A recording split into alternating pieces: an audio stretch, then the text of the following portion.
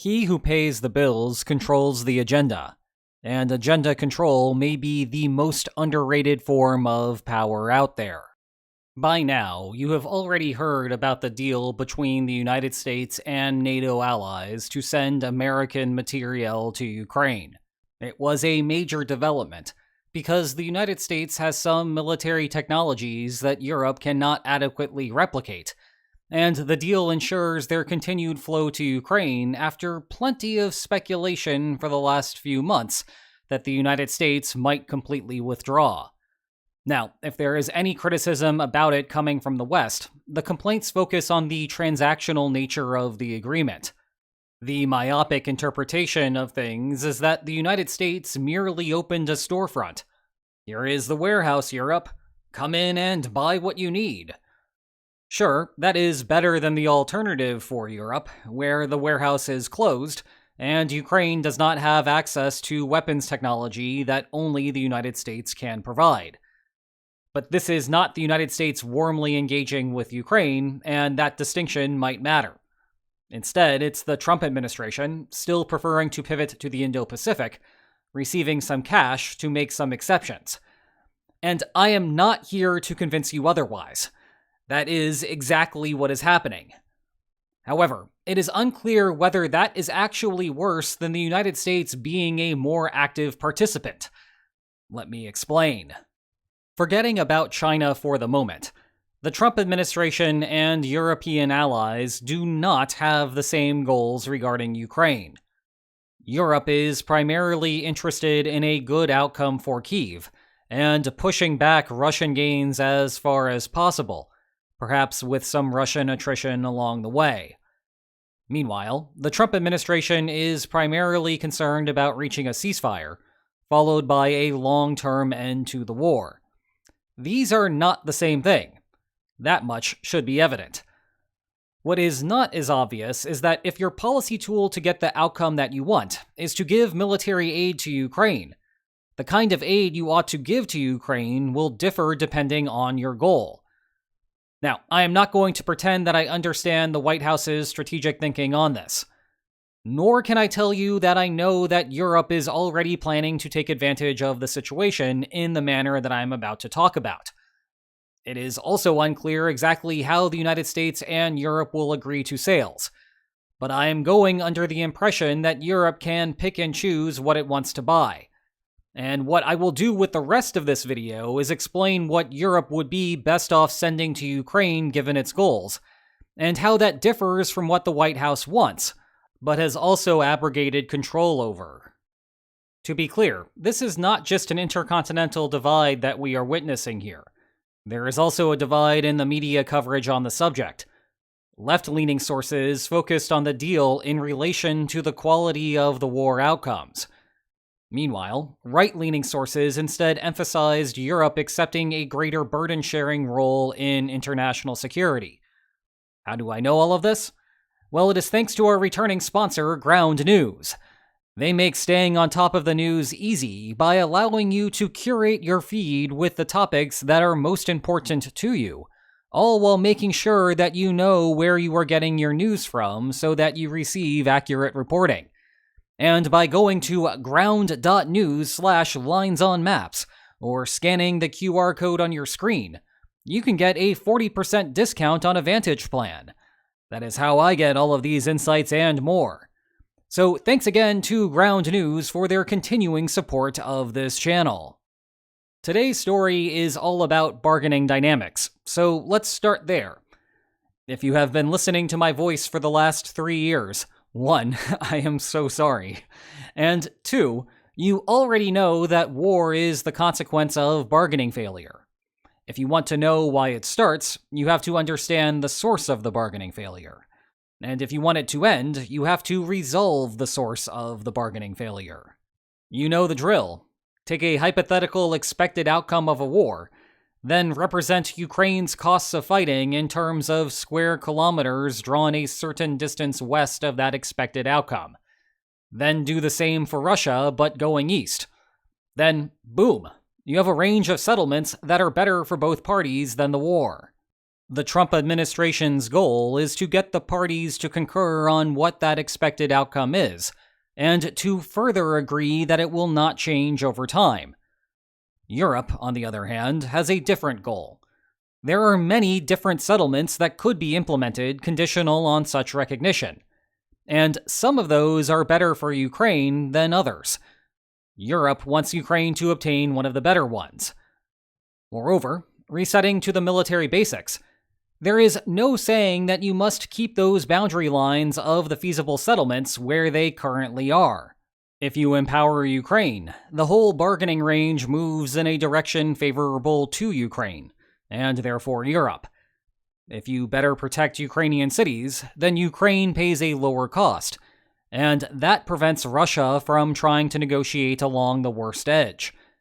And if you impose greater costs on Russia, the Kremlin will hesitate to continue the war. Thus, it opens up new potential settlements along the best edge for Ukraine.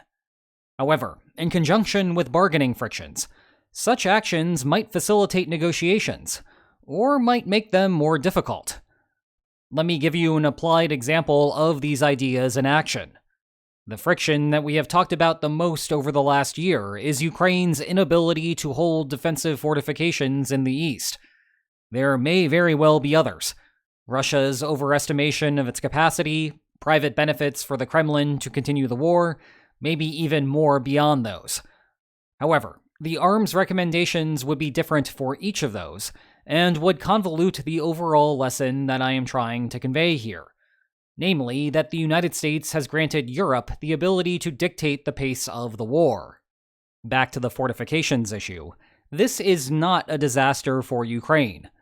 After all, Russia is struggling to move the line at a reasonable pace, but that can still leave behind a bargaining problem. Suppose that Russia thinks that if it continues fighting uninterrupted, then the war will end with a division like this. Factoring in its costs, Russia will not accept a deal anything short of here. There are layers to the impending problem. If Ukraine were to try to implement that expected outcome, it would effectively render the defensive entrenchments that it currently has irrelevant, and Russia would make substantial gains without seeing any attrition in its ranks. That would instantaneously change the expected outcome of the war to something further west, leading to yet further minimal demands from Russia. And conceding on those new minimal demands may lead to yet further problems. This is essentially the same issue that the Munich Agreement had more than 80 years ago. It rendered defensive fortifications in Czechoslovakia irrelevant and allowed Hitler to acquire more. So, rather than going down that spiral, Ukraine needs to continue fighting and draining the Kremlin's resources. It may expect to continue bleeding land, but an attrited Russian army does not cause the same kind of domino problems as simply giving up the territory. The other part of the problem is with talks of a ceasefire. The issue here is that a ceasefire gives Ukraine time to work on its defensive fortifications. If the point of a ceasefire is to build up toward a finalized settlement, the delay therefore alters the expected outcome of the war in a manner favorable to Ukraine if the war should restart following a failed ceasefire negotiation. In turn, the Kremlin wants to do everything in its power to continue the pressure, maintain the initiative, and prevent Ukraine from solidifying the front lines. That said, these types of problems exist to some degree in every war ever fought. Despite that, the vast majority of them end in some type of negotiated settlement. Okay, why? Well, I can point to two things in this case. First is the extent of the domino effect. Imagine that this is the expected outcome of the war if fought to a complete conclusion. And let's suppose that you implement that as the settlement. Russia then moves all of its forces over to here. Sure, if you restart the war at that point, the new expected outcome may look a little different. But perhaps Russia's supply lines get massively stretched at this point, or there are topographical features that make it difficult to go any further. Then the new expected outcome does shift westward, but not by much, and critically, certainly not beyond the realm of what Ukraine's value of war net costs are in the present. Thus, smaller shifts in the balance of power post-settlement are good for peace. So are larger costs of war. On Ukraine's end, it may tolerate more of a domino effect if the alternative is close to the destruction of the entire country. Meanwhile, on Russia's end, higher costs are helpful there too. That is because the Kremlin is willing to settle for less at the start, potentially including something that resembles the current line of control. If you are where you are, then there is no domino effect to speak of. Now let's bring these points together and see the clear differences in the paths that the United States and Europe have toward their goals. If your goal is to maximize the chances of peace, you want to do three things: mitigate the shift in the balance of power caused by trying to implement a settlement, increase Ukraine's cost of war, and increase Russia's cost of war. Meanwhile, if your goal is to maximize the quality of the outcome for Ukraine, you want to increase Ukraine's ability to win the war, mostly regardless of what it does to post-settlement shifts in the balance of power, decrease Ukraine's cost of war, and increase Russia's cost of war. Thus, the only strategy that overlaps between the two goals is to increase Russia's cost of war. Altering Ukraine's cost of war will help one of those strategies and hurt the other, and aiding Ukraine may or may not help reach a settlement, depending on its effects on post-settlement shifts. With those effects in mind, let's look at some of the weapons that Ukraine might receive from Europe via the United States. Patriots are a good place to start, given all of the public attention to them over the last couple of weeks. What do Patriots do? Primarily, they stop incoming ballistic missiles from striking Ukrainian cities. Thus, they are reducing Ukraine's costs of war. So, great for Ukraine's welfare, and also good for Europe. But look over here. In terms of purely ending the war regardless of the distributive outcome, it is not so great, and thus not so great for the United States. I have a whole bunch of caveats here, though.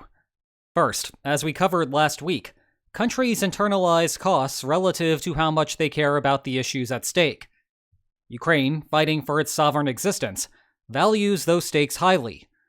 In turn, Kyiv internalizes every unit of costs at a relatively low rate.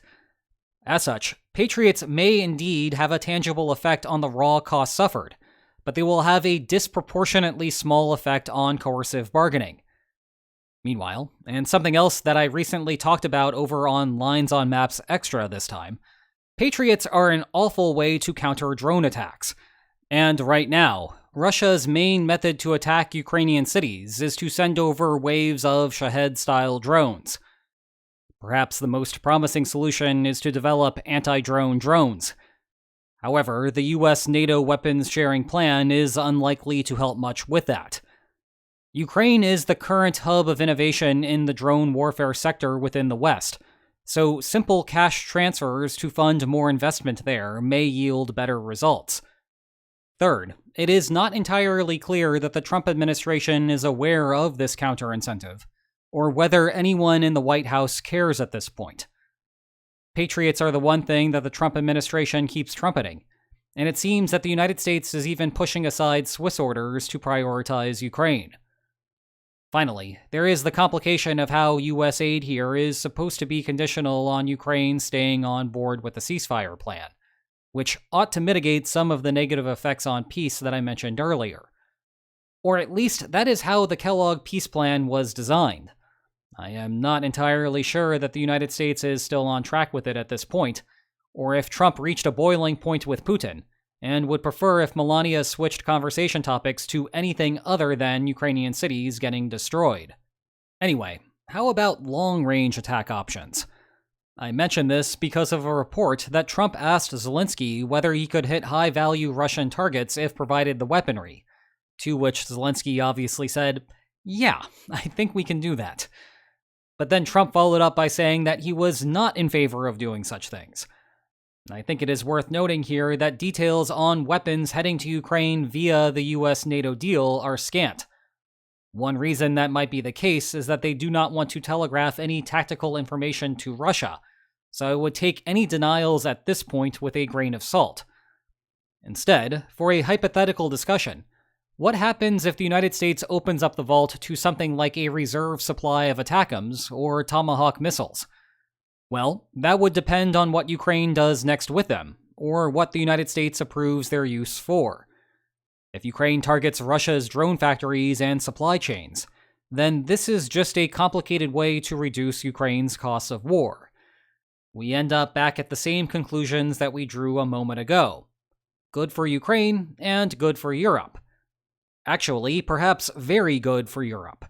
There may not be a better return on investment in terms of enhancing Ukraine's bargaining power than disabling Russian drone factories, despite my earlier caveat about Ukrainian resolve. The trick, of course, is that the factories are large and far away. Consequently, a successful attack would likely require a substantial number of Tomahawk missiles. That, in turn, would raise the specter of Russia responding against Western targets. No, not in the nuclear sense. That would be a bad idea for the Kremlin. But you might start seeing more effort put into gray zone or covert activities on European soil. Alternatively, if Ukraine would use those weapons to hammer high-value Russian targets, then Russia's cost of war inflates. There is now a convergence between the two goals. A settlement is more likely, and it will be favorable to Ukraine. Or Ukraine starts hitting Russia's traditional weaponry meant to move the front lines. Well, that changes the expected outcome favorably for Ukraine. Good for Europe, but a nebulous effect for the United States. Let's look at a couple of lesser discussed options, starting with artillery. Imagine that Europe goes all in on shipping every last 155mm artillery shell out there. The 155mm is best used to soften an imposing side on the front lines, which thereby stifles any attacks that the opponent may pursue.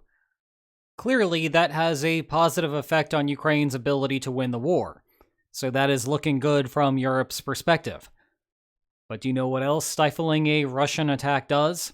It buys Ukraine time to establish solidified front lines, which also resolves part of the bargaining problem. And that is a win for the Trump administration's goal of reaching a settlement. However, if you think about the rate of return, this looks much better for Europe than it does for the White House. Military power is military power for Ukraine, and you do not need to overinterpret that much here. In contrast, artillery transfers are a crude way to try to resolve the bargaining problem. Ukraine, for example, might look at the softened Russian lines and prioritize counterattacks. That is good for Ukraine again, and therefore good for Europe. But it does not resolve the long-run problem of establishing entrenchments that will uphold a ceasefire. Hence, this is a benefit that the United States loses by foregoing the agenda control. Because if the United States were choosing what to send over, I could find something better. Indeed, the aforementioned issue runs in contrast to the last type of equipment that I want to talk about today: excavators. This is not normally what you think of when you hear the word materiel, but they sure can build a trench much faster than you or I could with a shovel. It is still true that Ukraine having good entrenchments improves Ukraine's expected outcome of the war, so chalk that up as another win for Europe. But all they can do here is build trenches. They are not going to soften up Russia's side of the battlefield. Thus, this is a bigger win for trying to resolve the bargaining friction. And maybe in practice you need a mix of artillery and excavators, so that the former can buy breathing room to use the latter. But the breakdown between the two is something that the United States has ceded control over by handing the agenda-setting power to Europe. Now, we could go on for days talking about what every weapon system does. We could also talk about how all sorts of other bargaining frictions exist, and how they would change the favor transfers for Europe and the United States. But you get the basic point. I will leave it to the actual policymakers to dance through the details, while we work on thanking Ground News for once again sponsoring today's video.